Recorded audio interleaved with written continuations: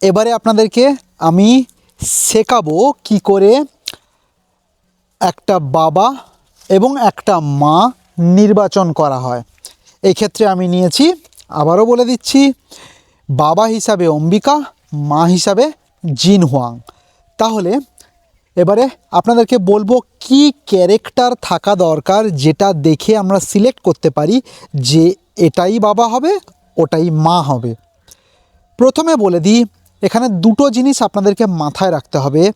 প্রথম জিনিস, যেটার জন্য যত বৈশিষ্ট্য এই মানুষের ক্ষেত্রেও গাছেদের ক্ষেত্রেও যে বৈশিষ্ট্য, আমার চুল কালো, আমাকে দেখতে ফর্সা বা কালো, আমি লম্বা বা বেঁটে, আমার চোখের মনির রং কি, আমি কীরকম, অনেক কিছুই, আমার ব্লাড গ্রুপ কি, এই এত কিছু সমস্ত ক্যারেক্টার যা আমার রয়েছে তার সব কিছুর জন্যই কিন্তু দায়ী আমার বাবা এবং মা, বা বাবার ফ্যামিলির কেউ বা মার ফ্যামিলির কেউ, বা অনেক জনের একটা একটা ক্যারেক্টার বাবার ফ্যামিলির, অনেক জনের একটা একটা ক্যারেক্টার মার ফ্যামিলির একত্রিত হয়ে আমি এবং আমার মধ্যে সেই ক্যারেক্টারগুলো ফুটে উঠেছে। এমনটা হতে পারে যে আমার বাবাও কালো, মাও কালো, তা সত্ত্বেও আমি ফর্সা হয়েছি। তার কারণ আমার বাবার মা অর্থাৎ আমার ঠাকুমা ফর্সা ছিলেন, বা আমার মার মা আমার দিদা ফর্সা ছিলেন।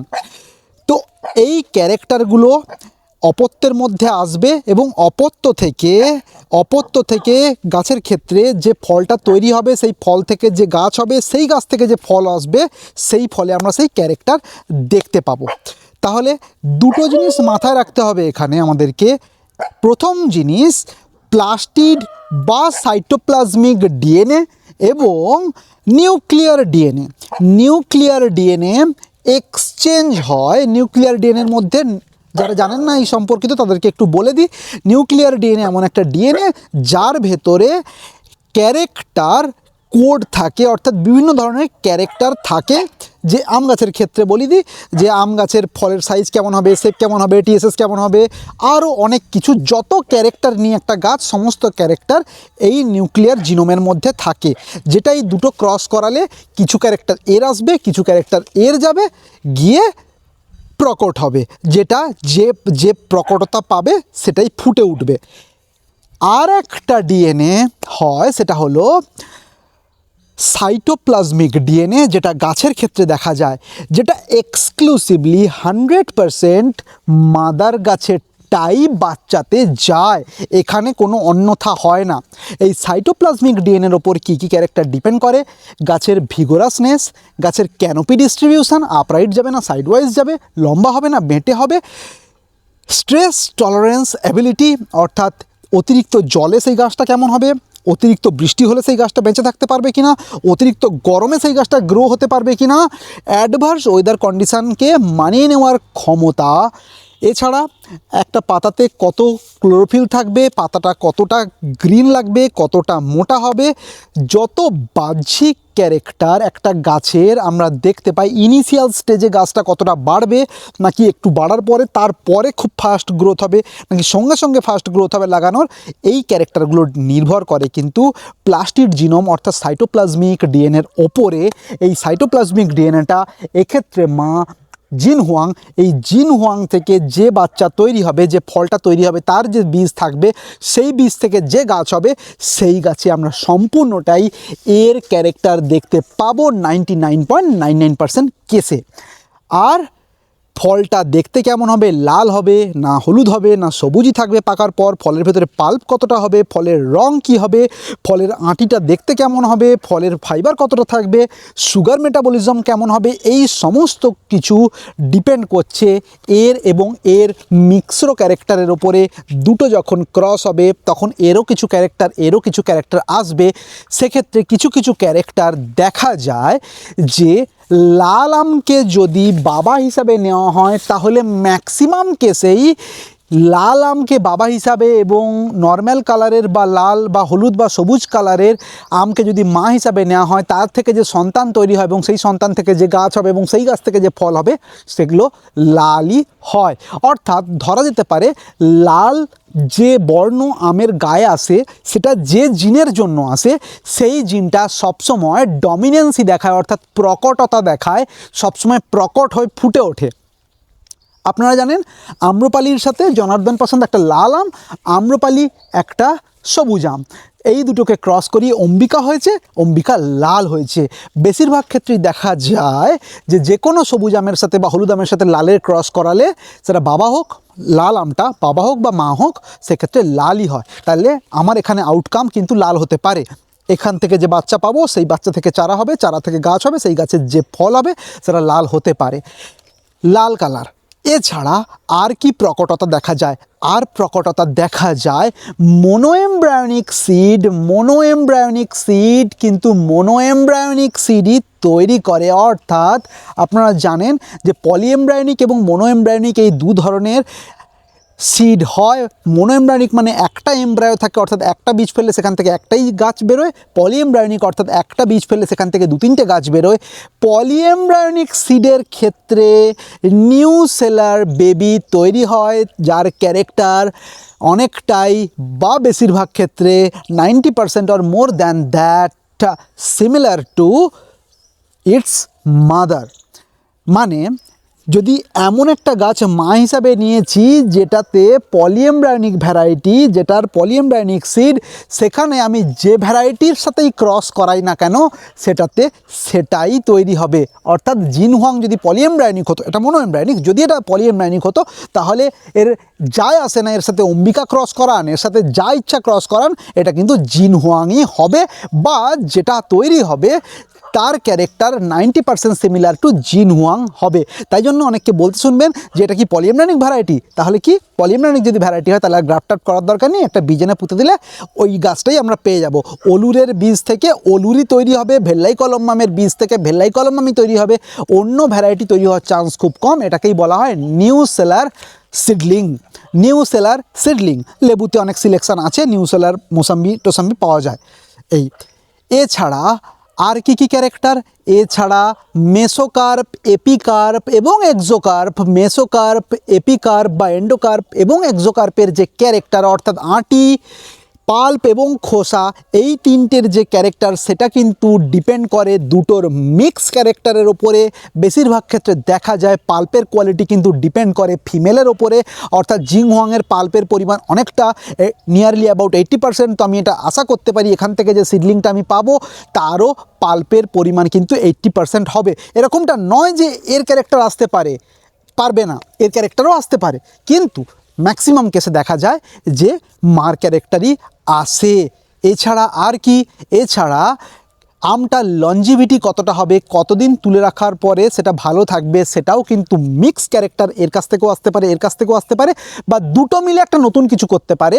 সব কিছুর ক্ষেত্রেই এটা বলা সম্ভব হয় না যে এই আমটা থেকে, জিনহুয়াং থেকে যে সিডলিং তৈরি হবে তার যে ফল পাবো সেটার কিপিং কোয়ালিটি ভালো হবে। কিন্তু এটা প্রেডিক্ট করা যায়, যেহেতু অম্বিকার কিপিং কোয়ালিটি ভালো, যেহেতু জিনহুয়াংয়েরও কিপিং কোয়ালিটি ভালো, তাই এটা প্রেডিক্ট করা যায় যে সিডলিংটা আমি পাবো তারও কিপিং কোয়ালিটি কিন্তু ভালো হবে। এছাড়া আর কি ক্যারেক্টার রয়েছে? অনেকে আমাকে এখানে প্রশ্ন করেন যে দাদা আমি একটা এমন ভ্যারাইটির স্বাদ ভালো কিন্তু ইরেগুলার বেয়ারার, সেই ভ্যারাইটিটাকে কি রেগুলার বানাতে পারি?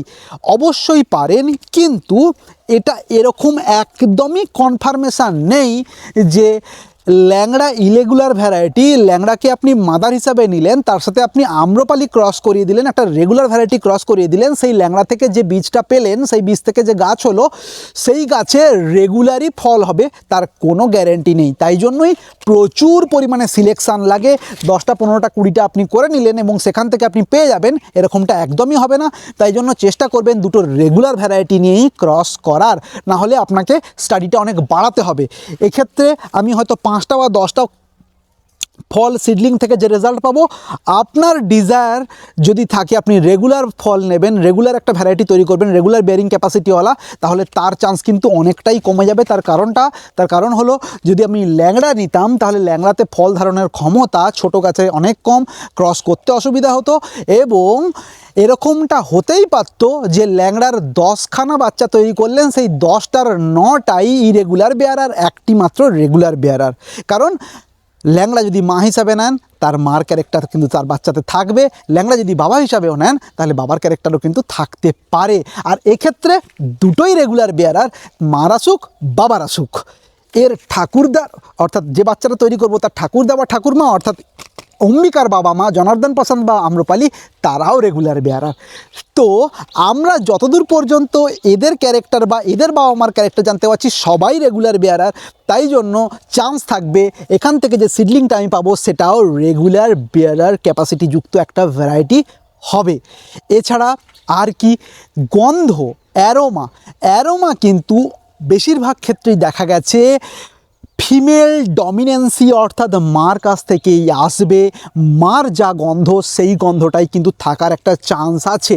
এক্ষেত্রে আমার আউটকাম আমি কি আশা করছি, এই দুটোকে কেন আমি নিয়েছি, এই দুটো থেকে আমার আউটকাম আমি আশা করছি জিংহুয়াংয়ের মতো বড় ফল 500 থেকে 700 গ্রাম আপ টু 1 কিলো পর্যন্ত ওজন, লাল রং, mid season variety, disease resistance good to moderate, vigorousness dwarf to semi vigorous, canopy distribution side wise এবং টিএসএস 17 থেকে 22, কিপিং কোয়ালিটি মোটামুটি 7 থেকে 8 দিন, কাঁচা মিঠা, কারণ আমরা জানি এটা কাঁচা মিঠা। যদি আমি ওই ক্যারেক্টারটা পেয়ে যাই আমার সিডলিংয়ে তাহলে খুব ভালো।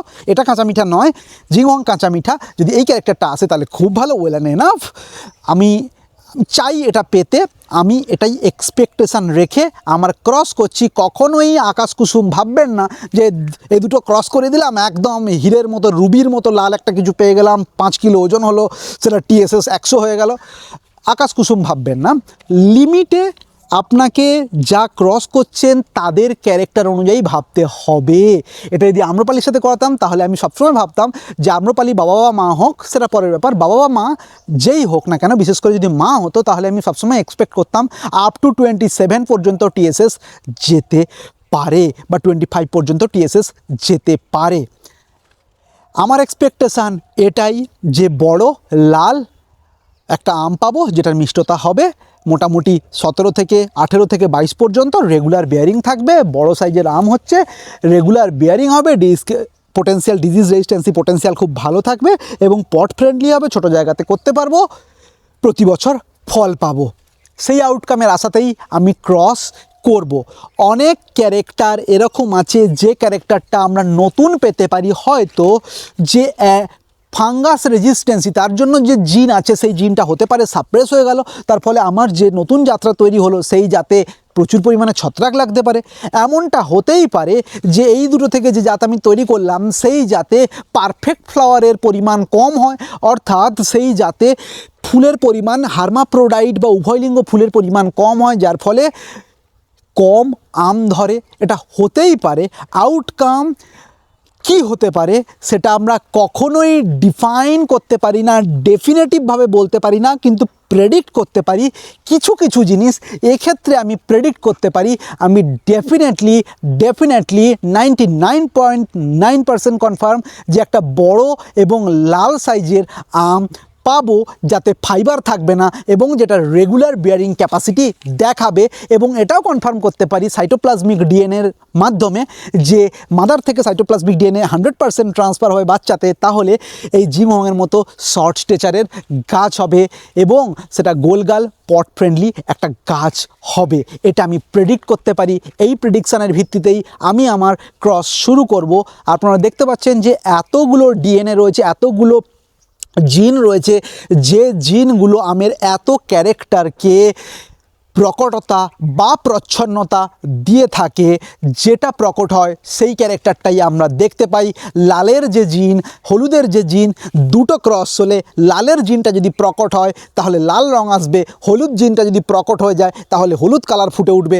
দেখা গেছে লাল জিনটাই ম্যাক্সিমাম কেসে প্রকটতা দেখায়, তাই জন্য আমরা এক্সপেক্ট করব যে বাবা লাল, তাই জন্য এটার কাছ থেকে বাচ্চাটা লাল হবে, অনেকটা জিংসিংয়ের মতো, অনেকটা সাইসুর মতো, অনেকটা গুইফাইয়ের মতো, অনেকটা আমাদের ভারতবর্ষের অম্বিকা অরুণিমার মতো রং এটাতে আসবে, বা তার থেকেও বেটার কিছু আসতে পারে। যেটা সুপ্ত অবস্থায় এর মধ্যে রয়েছে তেমন কোনো ক্যারেক্টার একটা ফুটে আসতে পারে।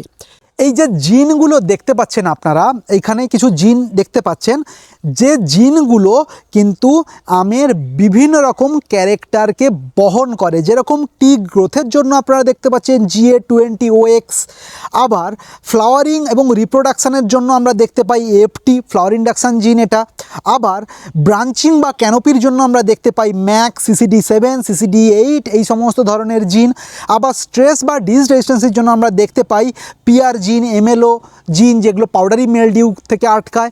এগুলো সমস্ত কিন্তু সাইটোপ্লাজমিক ডিএনএতে থাকে ম্যাক্সিমামটাই, কোনো বাধা ধরা রুল নেই, কিন্তু এগুলো সাইটোপ্লাজমিক ডিএনএতে থাকে। তাই জন্য জিনহোংয়ের যেমন ঠিক সেরকমই কিন্তু তার বাচ্চাতে হবে। কি কি ক্যারেক্টার নিউক্লিয়ার জিনোম থেকে আসবে, যেগুলো দুটো জিনোমই শেয়ার করবে, অর্থাৎ এরও যে কোনো একটা প্রকট হতে পারে, মিক্স কিছু একটা তৈরি হতে পারে, অর্থাৎ এটা লাল এটা হলুদ, দুটো মিলে হলুদ হবে না লাল হবে না সবুজ হয়ে যাবে, সেটার কিছুটা প্রেডিক্ট করা যায়। দেখা গেছে অনেক ক্ষেত্রে যে পিল এবং পাল্প কালার এটা ডিপেন্ড করে MYBTF জিনের জন্য। এই MYBTF জিনটা কিন্তু পিগমেন্ট রেগুলেটর, এটা সবসময় ডমিনেন্সি দেখায়, অর্থাৎ প্রকটতা দেখায়। অর্থাৎ লাল আমের সাথে হলুদ আম ক্রস করালে বেশিরভাগ ক্ষেত্রেই আমরা লাল আম পাওয়ার চান্স দেখতে পাই, একটা চান্স তৈরি হয় বেশিরভাগ ক্ষেত্রেই, কারণ লাল জিনটাই প্রকট, সে হলুদ জিনকে সাপ্রেস করে দেবে, করে নিজে ফুটে উঠবে। আর কি, আর পাল্পের কালার যেগুলো আমরা দেখতে পাই, অ্যান্থোসায়ানিন যে পিগমেন্ট, যে লাল রং আমরা পিলের ওপর দেখতে পাই, সেটা CHH, DFR, ANS এই ধরনের জিনের ওপর কিন্তু ডিপেন্ড করে। এছাড়া ফাইবার, অ্যারোমা, রাইপনিং এগুলোর জন্য কি কি জিন রয়েছে, AAT, TPS, PAL, ACS, ACO, PG বিভিন্ন ধরনের জিন রয়েছে, যেগুলো কিন্তু পাল্পের টেক্সচার, অ্যারোমা, ফাইবারলেসনেস, ফাইবার থাকবে কি থাকবে না এইগুলোকে কন্ট্রোল করে। এছাড়া ফ্রুট সাইজ বা শেপের জন্য যে জিন রয়েছে FW2.2 লাইক জিনস, এগুলো ফ্রুটের সাইজ নির্ধারণ করে। তারপরে EXP জিন বলা হয়, তার সেল এক্সপানশান কতটা হবে, কতটা ফুলবে, ম্যাচুরিটির পর কতটা আমটা ফুলে যাবে সেটা ডিপেন্ড করে। কিছু কিছু আম দেখবেন পাকার আগে পর্যন্ত ছোট আছে, পাকার দিন হঠাৎ করে আমের সাইজ অনেক বড় হয়ে যায়, তখন এই জিনটা অ্যাক্টিভ হয়ে যায়, এক্সপান্ড বেশি পরিমাণে করে। এছাড়াও ফ্রুট শেপ, সান বা ওভেট লাইক জিন আছে, সেই জিনের ওপর কিন্তু ডিপেন্ড করে। এটা সম্পূর্ণটাই ডিপেন্ড করবে মা এবং বাবার কাছ থেকে যে জিনগুলো এসছে সেটা কোনটা প্রকট হবে। লালের ক্ষেত্রে বা অ্যান্থোসায়ানিনের ক্ষেত্রে অ্যান্থোসায়ানিনটাই সবচেয়ে বেশি প্রকট হয়। অ্যান্থোসায়ানিন তৈরিকারী যে জিন রয়েছে CHH, DFR, ANS এই ধরনের জিনগুলো কিন্তু প্রচুর পরিমাণে প্রকট থাকে। তাই জন্য আমরা হলুদ এবং লাল আমের ক্রস করালে কিন্তু বেশিরভাগ ক্ষেত্রেই লাল আম দেখতে পাই। এছাড়া আমি একটা AI দিয়ে DNA ম্যাপিং করিয়েছিলাম, যে জিন হুয়াং এবং অম্বিকার মধ্যে ক্রস করালে জিন হুয়াংকে আমরা মা এবং অম্বিকাকে বাবা হিসাবে নিলে সেখান থেকে ক্যারেক্টার কীরকম পেতে পারি তার একটা DNA ম্যাপিং যতটুকু জানা যায় ততটুকু দিয়ে একটা প্রেডিক্টেবল, একটা ধারণামূলক DNA ম্যাপিং আমরা করানোর ফলে কি পেয়েছি, সেখান থেকে আমরা পেয়েছি যে যেহেতু 100%ই সাইটোপ্লাজমিক DNA মা থেকে সন্তানে যাবে, তাহলে সেটা পুরোটাই জিংহংয়ের মতো তার গঠন হবে, গাছের বহির্গঠন পুরোটাই জিংহংয়ের মতো হবে। এবং নিউক্লিয়ার ডিএনএর জন্য যে সমস্ত ক্যারেক্টারগুলো, সেগুলোর কি কি প্রকটতা পেতে পারে সেটা আমরা দেখেছি। সেটা আমরা দেখার মাধ্যমে কি জেনেছি, যে FW2.2 প্লাস EXP এই দুটো মিলে কি করতে পারে, মিডিয়াম টু লার্জ সাইজের ফ্রুট অবশ্যই আমরা পাবো। আচ্ছা, PSY, LCYB plus SPS or sweet এই দুটো জিন, PSY আর LCYB এই জিনটা আমরা পাচ্ছি জিনহুয়াং থেকে, মা থেকে, আর বাবা থেকে পাচ্ছি SPS বা সুইট। এইটার থেকে আমরা কি পেতে পারি, মডারেট হাই সুইটনেস এবং কালার।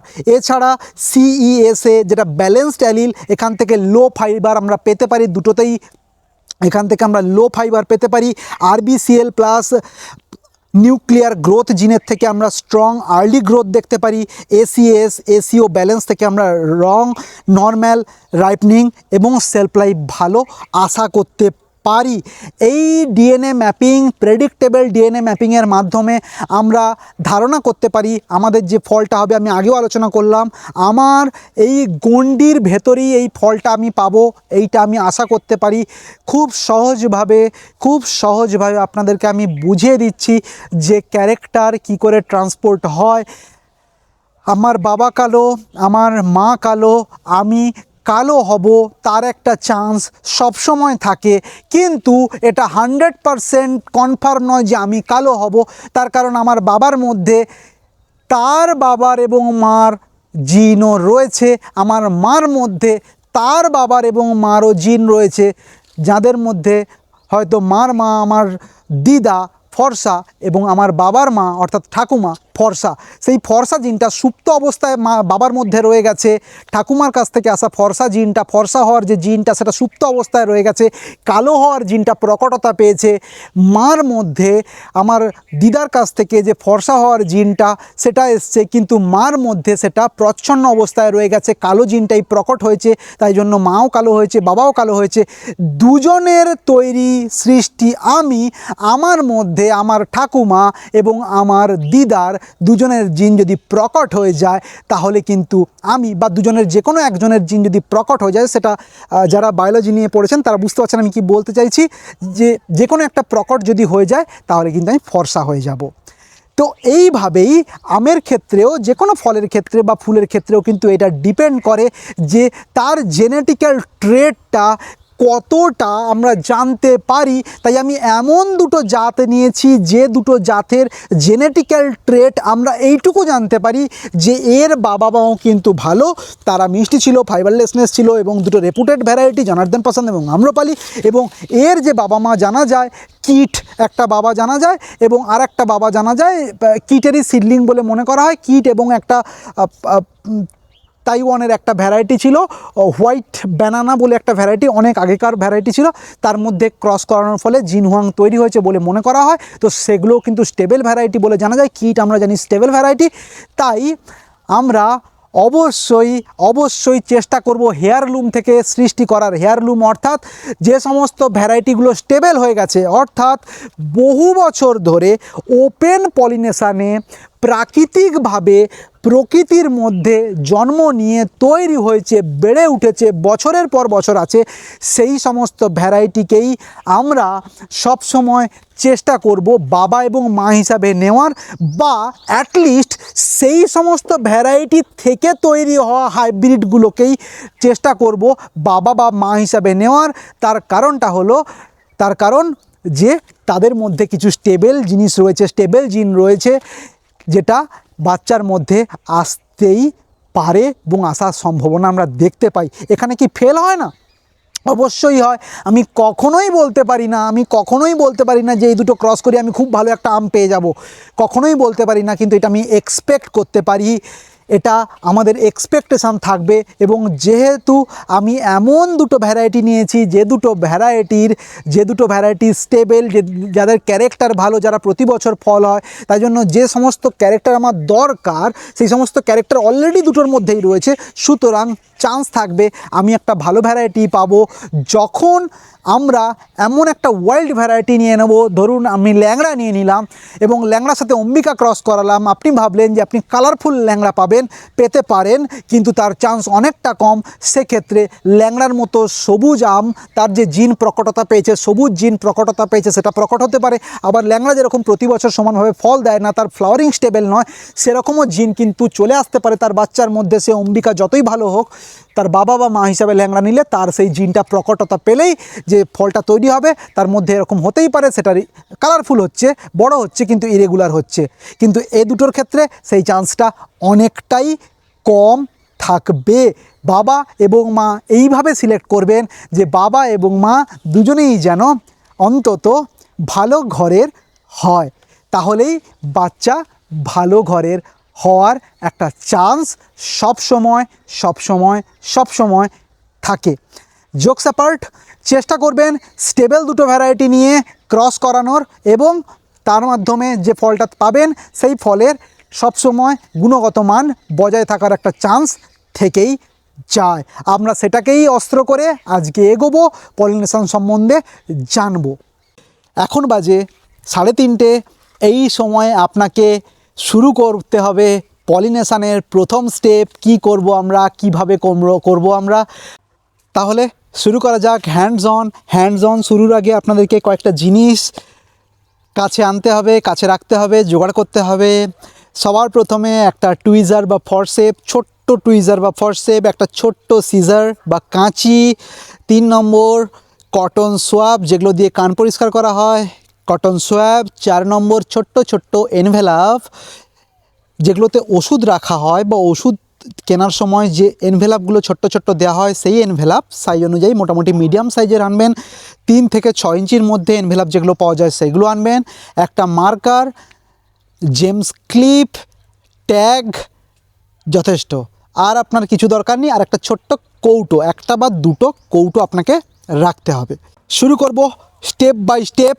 আমি বলে দিয়েছি টাইমিং, কখন ফুল ফুটবে, কখন ফুল ফুটতে পারে এবং কখন সেটার অ্যানথেসিস হয়, কখন তার থেকে ডেহিসেন্স হয়, অর্থাৎ কখন সেই ফুলটা ফুটবে, তার ভেতরে স্ত্রী অঙ্গগুলো অ্যাক্টিভ হবে এবং পুরুষ অঙ্গগুলো অ্যাক্টিভ হবে, অর্থাৎ স্টিগমা রিসেপটিভিটি অ্যাক্টিভ করবে এবং তারপরে অ্যান্থার ডেহিস করে পলিনেশন শুরু করবে পলেন রিলিজ করার মাধ্যমে। তাহলে সবার প্রথম আমাদেরকে কি করতে হবে? ধরুন আপনি পলিনেশন করবেন কালকে সকাল 10টার মধ্যে, সকাল 7টা থেকে 10টার মধ্যে পলিনেশন করবেন।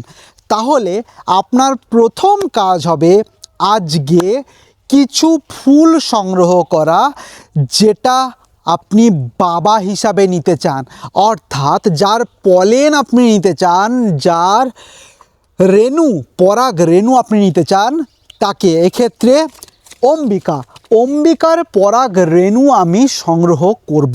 কি করে করব পরাগ রেণু? পরাগ রেণু তো চোখে দেখা যাচ্ছে না, কি করে সংগ্রহ করব? হ্যাঁ, যে সমস্ত ফুল মোটামুটি ছবিতে দেখতে পাচ্ছেন, আমিও এখানে দেখিয়ে দিই হাতের মাধ্যমে, পুরোপুরি খোলেনি, খুলবে করছে, বা আপনার দেখে মনে হচ্ছে কালকে এই ফুলটা সকালবেলা খুলে যেতে পারে, ফুলটা ম্যাচিওর হয়ে গেছে। কি করে চিনবেন? দেখবেন ফুলটা একদম পাপড়িগুলো জোড়া থাকতেও পারে, নাও থাকতে পারে, সামান্য একটু খোলা থাকতে পারে, সামান্য একটু খুলছে এবং পাপড়িটার চারিদিকে বাইরে থেকে ফুলগুলো ইয়েলো ক্রিম কালারের দেখতে লাগবে। ইয়েলো ক্রিম কালারের ফুলগুলো কিন্তু আগামীকাল ফুটবে, অর্থাৎ তাতে অ্যানথেসিস হবে। সেই ধরনের ফুলগুলো আপনারা কালেক্ট করে নেবেন, ইরেসপেক্টিভ অফ সেটা হার্মাফ্রোডাইট বা উভয়লিঙ্গ বা পুরুষ ফুল, যে ফুলই হোক, যেটা মনে হচ্ছে যে কালকে খুলবে, সেই ধরনের ফুলগুলো যে গাছটা থেকে আপনি বাবা হিসাবে নির্বাচন করেছেন, যে গাছটাকে আপনি বাবা হিসাবে নির্বাচন করেছেন, সেই গাছ থেকে সেই ধরনের ফুলগুলো কালেক্ট করবেন, কেটে নেবেন। সেই ফুলগুলো থেকে এবারে আপনি কি করবেন? সেই ফুলগুলো থেকে আপনাকে এবারে অ্যান্থারগুলো সংগ্রহ করতে হবে।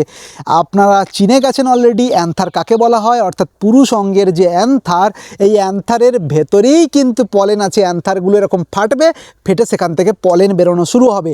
তাই এই অ্যান্থারগুলো ফুল থেকে খুব ফাইন নিডলের মাধ্যমে, ফাইন ফরসেপের মাধ্যমে অ্যান্থারগুলো ফুল থেকে আলাদা করে নেবেন। আলাদা করে নিয়ে সেই অ্যান্থারগুলোকে এই কৌটোর ভেতর ঢুকিয়ে রাখবেন। কোন জায়গায় রাখবেন? মোস্ট ইম্পর্ট্যান্ট থিং, এখানে মানুষ ভুল করে দেয়। এই অ্যান্থারগুলোকে নিয়ে আপনারা কৌটে ভরে সিল করবেন। সেমি শেড এরিয়াতে আপনাকে রাখতে হবে, সেমি শেড এরিয়াতে। দেখবেন আপনি যখন অ্যান্থারগুলো কালেক্ট করছেন তখন অ্যান্থারগুলো পিঙ্ক কালারের আছে তো, বা পার্পেল কালারের আছে তো। পিঙ্ক কালার বা পার্পেল কালারের আছে মানে ও এখনও ডেহিসেন্স শুরু করেনি, ওর থেকে এখনও পলেন বেরোনো শুরু করেনি। পিঙ্ক কালার মানে ও ম্যাচিওর হয়ে গেছে, জাস্ট ফুলটা ফুটবে আর ও শুরু করবে, ও ফেটে যাবে, ওখান থেকে পলেন বেরোনো শুরু হবে, এই রকম কালো হয়ে যাবে। তো কালো হয়ে যাওয়া অ্যান্থার কিন্তু সংগ্রহ করা যাবে না। পিঙ্ক বা পার্পেল কালারের যেরকম দেখতে পাচ্ছেন এইরকম অ্যান্থারগুলোকে কালেক্ট করে একদম ছোট্ট ছোট্ট ছোট্ট ছোট্ট, মেয়েদের হাতে ভালো হবে ছেলেদের থেকে, সরু আঙুল, তো কৌটের ভেতরে রাখবেন। কৌটোটাকে সেমি শেড এরিয়াতে রাখতে হবে, না একদম স্ট্রং সানলাইটে বা স্ট্রং লাইটে, না একদম অন্ধকারে। একদম অন্ধকারে রাখলে ওই অ্যান্থারগুলো ফেটে পলেন বেরোবে না, আর একদম রোদে রাখলে খুব দ্রুত পলেন বেরিয়ে পলেনগুলো মরে যাবে, ভায়াবিলিটি নষ্ট হয়ে যাবে। তাই এই অ্যান্থারগুলোকে রাত্রেবেলা, অর্থাৎ আজকে এই সময়, আমি আগামীকাল পলিনেশন করব, তাহলে আজকে 4টের সময়, 4টে থেকে 6টার সময় আমি অ্যান্থার ফুলগুলো সংগ্রহ করব। সেই ফুল থেকে আস্তে আস্তে আস্তে আস্তে অ্যান্থারগুলো আমি কেটে নেব, কেটে একটা কৌটো রাখবো। কৌটোটাতে আমি সেমি শেড এরিয়াতে রেখে দেবো, যেখানে আধো আলো ছায়া রয়েছে, এবং সেই জায়গাতে সেটা একদিন থাকবে, নাড়াচাড়া করবেন না। সকালবেলা দেখবেন সমস্ত অ্যান্থারগুলো পিঙ্ক বা পার্পেল থেকে একটু ব্রাউনিশ ব্ল্যাকের দিকে চেঞ্জ হচ্ছে কালার, অর্থাৎ তাদের ডেহিসেন্স হয়ে গেছে। এখন কৌটোটাতে ভর্তি পলেন আপনি দেখতে পাবেন না, কিছু কিছু সময় দেখতে পাওয়া যায়, ম্যাক্সিমাম টাইমে আপনি দেখতে পাবেন না খালি চোখে। চিন্তার কোনো কারণ নেই, ওখানে ভর্তি পলেন রয়েছে, পরাগরেণু ভর্তি রয়েছে ওখানে। এই রকম মোটামুটি চেষ্টা করবেন বাবার গাছ থেকে, যে গাছটাকে বাবা হিসাবে নিয়েছেন সেই গাছ থেকে অন্তত 100টা ফুল সংগ্রহ করতে। 100টা ফুল সংগ্রহ করার পরে আপনি সেগুলো থেকে অ্যান্থার নিয়ে, সেই অ্যান্থার 100টা ফুলের 100টাই অ্যান্থার হবে, একটা করে অ্যান্থার পাবেন, সেইগুলোকে সমস্ত কৌটে ঢুকিয়ে সেমি শেড এরিয়াতে রেখে দিতে, প্রথম কাজ। দ্বিতীয় কাজ, এগুলো সমস্ত পরাগ মিলনের আগে, আজকে করছি, কালকে পরাগ মিলন করব, আজকে করছি। এ তো গেল মেল প্যারেন্ট প্রিপারেশান, অর্থাৎ বাবাকে প্রিপেয়ার করা হয়ে গেল, বাবার কাছ থেকে আমি ফুলগুলো ছিঁড়ে নিয়ে ওগুলো রেখে দিলাম। এবারে মাকে আমি কি করে তৈরি করব, আজকে আমি মার কি করতে পারি যেটার জন্য আমার কালকে পলিনেশন সাকসেসফুল হতে পারে, মার মধ্যে এমন কি আমার করার দরকার, প্রচণ্ড ইম্পর্টেন্ট, মাথায় রাখবেন। সামান্য একটু ভুল হলে কিন্তু আর পারবেন না, কখনোই আপনি সাকসেসফুল হতে পারবেন না। আবার সেই একই বুলি আমি বলে দিচ্ছি, unsuccessful pollination is better than false pollination, unsuccessful pollination is much much much way better than false pollination. মা গাছ, মেল প্যারেন্ট প্রিপেয়ার হয়ে গেল, ফিমেল প্যারেন্ট প্রিপেয়ার করার সময় আমাকে করতে কি হবে, হ্যাঁ, এইখানে আমাদেরকে করতে হবে ফুল নির্বাচন। আমরা চেষ্টা করব যে জিংহুয়াং কোথায় হয়। জিংহুয়াং জেনারেলি এইটা যদি ফ্লাওয়ার প্যানিকেল হয়ে থাকে, জিংহুয়াং কিন্তু আপার পার্ট অফ ফ্লাওয়ার প্যানিকেলে সবচেয়ে বেশি ধরতে দেখা যায়, instead of lower part of flower peduncles বা প্যানিকেলে। অর্থাৎ এই জায়গার ফুলে আমাকে পলিনেশান করতে হবে ইনস্টেড অফ এই জায়গার। আপনি পুরোটাতেই করতে পারেন, এটা আনপ্রেডিক্টেবল, কিন্তু এটা আমার অভিজ্ঞতা থেকে বলছি যে জিনহুয়াংয়ে জেনারেলি ওপরের দিকে ফল ধরতে দেখা যায়। তার জন্য দেখবেন যখন জিনহুয়াং আমগুলো হয় তখন এই বড় বড় ডাঁটি, তার তলায় আম ঝোলে। UN6-এর ক্ষেত্রেও কিন্তু সেম, এই বড় বড় ডাঁটি, তোতাপুরির ক্ষেত্রেও সেম, এই ডাঁটি ঝুলছে তার তলাতে। আর যেগুলো ডাঁটি খুব ছোট্ট হয়, এইখানে পাতা, এখান থেকে একটা ছোট্ট ডাঁটি, এইখানে ফল, তার মানে কি ফল সেট এই সব জায়গাতে হয়। সেই সমস্ত ভ্যারাইটিতে ওপরের দিকে ফল সেট হয় না। জিনহুয়াংয়ের ক্ষেত্রে কিন্তু ফল সেট ওপরের দিকেই হয়। তাই আমি জোর দেব ওপরের দিকে পলিনেট করার, নিচের দিকের থেকে বেশি। এই পুরো গাছটাতে আমি পলিনেশান করব। এইবারে দ্বিতীয় শর্ত, প্রথম শর্ত বলে দিলাম কোথায় করব, সেটা ভ্যারাইটির ওপর ডিপেন্ড করে। দ্বিতীয় শর্ত, এর ফুলের সাথে আপনি এমন দুটো ভ্যারাইটি নিয়েছেন, একটা মার্চ মাসে ফুল ফুটছে, একটা জানুয়ারিতে ফুল ফুটছে, তাহলে কি করে করবেন? মেল হিসাবে সংগ্রহ করে নিলেন, ফিমেলের তখন কুঁড়ি, করা চলবে না। দুটো ভ্যারাইটির ফুলই যেন একসাথে খোলে। দেখুন অম্বিকার ফুল ফোটা শুরু করেছে, এটাতে ফুটে যাক, পরাগ মিলন হোক, আমার কোনো যায় আসে না, আমার শুধু এখান থেকে কিছু অ্যান্থার লাগবে। আমার ইম্পর্টেন্ট হচ্ছে মাটার কিন্তু সদ্য একটা ফুল খোলা শুরু করেছে, মানে আইডিয়াল রয়েছে এই সময়। কি করব? দু ধরনের ফুল আমাদেরকে এখন চিহ্নিত করতে হবে, সেই একই রকম যে ফুলগুলো এখনও ফোটেনি, এই রকম রয়েছে, একটু খোলা বা বাইরে থেকে ইয়েলো ক্রিম কালারের রয়েছে, যেটা কালকে সকালবেলা আমরা এক্সপেক্ট করছি খুলবে। সেই সমস্ত ফুলগুলোকে পদ্ম ফুল ফোটান যেরকমভাবে, আলতো করে ফুলটাকে খুলে দেখতে হবে সেটা মেয়ে ফুল না ছেলে ফুল।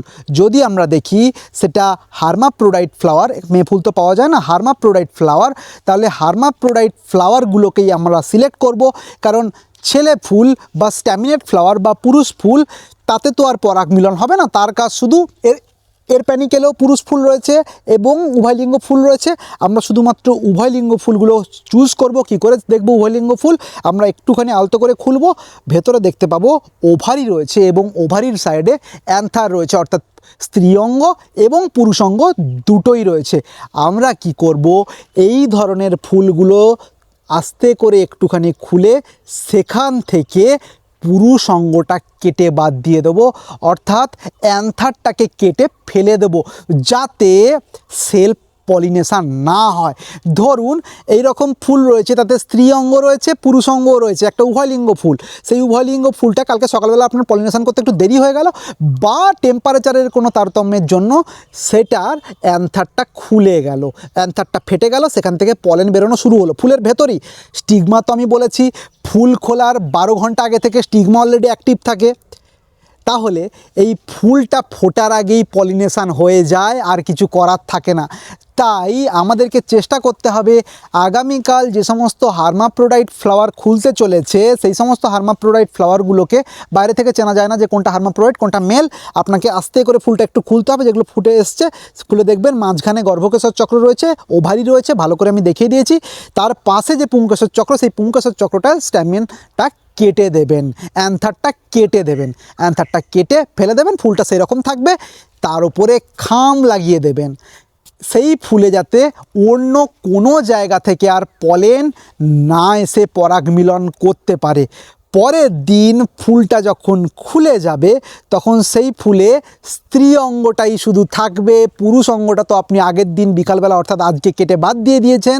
তাহলে সেই ফুলটাকে খামটা খুলবেন, সেই ফুলটা খুলে গেছে, সেই ফুলে যে জমিয়ে রাখা অ্যান্থার এবং পোলেন আপনি নিয়েছিলেন এই অম্বিকা থেকে, একটু কটন সোয়াব লাগাবেন, আলতো করে টাচ করে দেবেন, জাস্ট আলতো করে ওইখানে কটন সোয়াবটাকে ঢোকাবেন পলেনের ভেতরে। নিয়ে আপনি খালি চোখে কিচ্ছু দেখতে হবে না যে আদৌ পলেন লেগেছে কি জোর করে এরকম ঘষে ঘষে ঘষে ঘষে জুতো ঘষার মতো রং ঘষবেন না। আলতো করে as light as reasonably possible, যতটা লাইট টাচ করা যায় এই গর্ভকেশর চক্রের ঠিক ডগাতে ততটা লাইট টাচ করে দেবেন। একবার ওয়ান জেন্টল টাচ, একবার টাচ করে দেবেন, পলিনেশান কমপ্লিট। এটাকে প্রোটেক্ট করার জন্য আবার আপনি খামটা জেমস ক্লিপ দিয়ে লাগিয়ে দেবেন। 2 দিন পরে খুলবেন, ফ্রুট সেট হয়ে যাবে। যদি ফ্রুট সেট না হয় তো ঠিক আছে, ইটস ওকে। ফ্রুট সেট হয়ে যাবে 2 দিন পরে, খুলে দেবেন, ট্যাগ লাগিয়ে দেবেন। বাবা হিসাবে নিয়েছিলাম অম্বিকাকে, মা হিসাবে নিয়েছিলাম জিনহুয়াংকে, দুটো ট্যাগ লাগিয়ে রেখে দেবেন। অবশ্যই এবং অবশ্যই ফল যখন সদ্য বড় হতে শুরু করবে, তখন আপনাকে আলফা ন্যাপথাইল অ্যাসিটিক অ্যাসিড দিতে হবে। আগেই বলেছি যে ইথিলিন স্ট্রেস গাছে যদি কোনো সময় বাড়ে তাহলে কিন্তু ফল খসে যাবে। আমার এক্ষেত্রে আমি খুব কম একটাই গাছে মাত্র করব, তাই জন্য আমাকে অনেকগুলো পলিনেশান করাতে হবে, নাহলে কিন্তু ফেলিওরের চান্স বেড়ে যাবে। তাই আমি এক্ষেত্রে মোটামুটি গাছে যতগুলো ফুল কালকে খুলবে সেই ফুলগুলোকে আমি পলিনেট করব। বাকি ফুলগুলোকে আমি কি করব, ধরুন এই প্যানিকেলে কালকে ফুল খুলবে 20টা, তাহলে 20টা পলিনেট করলাম। বাকি ফুলগুলো কাঁচি দিয়ে কেটে বাদ দিয়ে দেবেন। যত কম ফুল তত সেই গাছের ওই কটা মাত্র বেঁচে থাকা ফুলকে বাড়ানোর তাড়না বেশি হবে, অর্থাৎ হরমোনাল ইন্টিগ্রিটিটা সেই গাছে অনেকটা স্টেবল হয়ে যাবে। এলো পাথাড়ি অ্যাব্রাপ্টলি ডিসকার্ড যেরকমভাবে সমস্ত ফুল খসে যায়, একটা মাত্র ধরে সেইটার চান্স কমে যাবে। এত ফুল আমি রাখবোই না, আমি মাত্র কয়েকটা ফুল যেগুলো আমি পলিনেট করেছি শুধু সেইগুলো রাখবো, বাকি সমস্ত কেটে বাদ দিয়ে দেবো ফুল। এবং তার সাথে সাথে যে ফুলগুলোকে আমি কালকে পলিনেট করব সেগুলো আজকে কি করব, ইমাসকুলেশান, এই টার্মটা আমি বলিনি, অনেক জায়গাতে পাবেন। ইমাসকুলেশান মানে ওই পুরুষ অঙ্গটা কেটে বাদ দিয়ে দেওয়া, তার আগের দিন পুরুষ অঙ্গটা কেটে বাদ দিয়ে ফুলটা যেমন আছে সেরকম রেখে খাম বন্ধ করে দেওয়া, এটাকে বলা হয় ইমাসকুলেশান। তো ইমাসকুলেশান অবশ্যই করবেন, নাহলে চান্স থাকে সেলফ পলিনেশান হওয়ার। আপনি পলিনেট করবেন ওইটা না কেটে, পুরুষ অঙ্গটা না কেটে। আপনি ভাবছেন আপনি অম্বিকার পলেন নিয়ে ওর ওপর লাগিয়েছেন, তাহলে অম্বিকা বাবার মতো একটা কিছু পাওয়া, আদতে হয়তো সে সেলফ পলিনেট করে গেছে, অর্থাৎ জিংহংয়ের নিজস্ব ওই ফুলেরই পলেন ওই ফুলেরই স্টিগমাতে পড়ে ওখানে পলিনেশান হয়ে গেছে, আপনার দেওয়াতে কোনো কাজ হবে না তাতে। তো first come first serve basis. তো যাই হোক, এই ম্যাক্সিমাম ফুল আমাদেরকে কেটে বাদ দিতে হবে। যে ফুলগুলোতে এই পলিনেট করব সেইগুলো বাদ দিয়ে সমস্ত ফুল আপনারা প্যানিকেল থেকে কেটে বাদ দিয়ে দেবেন। হরমোনাল ইন্টিগ্রিটিটা স্টেবল হয়ে গেলে যে কটা ফল আপনি তৈরি করেছেন, যে কটা ফুলে আপনি পলিনেশন করেছেন, সেগুলো থেকে ফল ধরার চান্স বেড়ে যাবে অনেক। আমি হাতে কলমে আপনাদেরকে করে দেখাবো। আশা করি আপনাদেরকে থিওরিটা বোঝাতে পেরেছি যে কার পরে কি করব। এবারে সময়কাল বলে দিই। সময়কাল হলো যেদিনকে পলিনেশন করবেন তার ঠিক আগের দিন বিকাল 3টে থেকে 4টের মধ্যে মেল প্যারেন্টের অ্যান্থার কালেকশান করবেন, ফিমেল প্যারেন্টের ইমাস্কুলেশান করবেন, অর্থাৎ সমস্ত হার্মাপ্রোডাইট ফুলগুলো থেকে মেল অর্গানগুলো কেটে বাদ দিয়ে খাম লাগিয়ে দেবেন। এটা তার আগের কাজ, পলিনেশানের আগে। পলিনেশানের দিন কি করবেন, সকালবেলা চেষ্টা করবেন, নজরে রাখবেন, 1-2 বার আলতো করে এই মোটা হাতে ধার ধার ধার ধার করে ওরকম করে পলিনেশান হয় না, একদম সূক্ষ্ম হাতে করতে হবে, একদম লাইটলি করতে হবে কাজটা।